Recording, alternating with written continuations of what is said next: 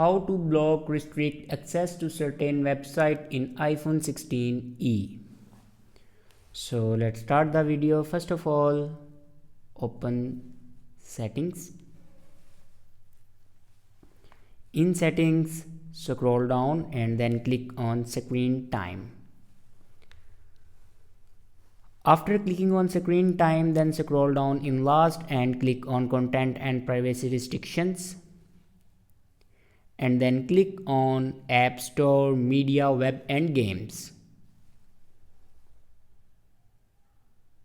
Now here you can see the option Web Content. Now click on it. And here you can select limit adult websites. After select it, and if you want to block restrict access to certain website, then simply click on never allow and add website. Now here enter your website you want to block. Now simply click on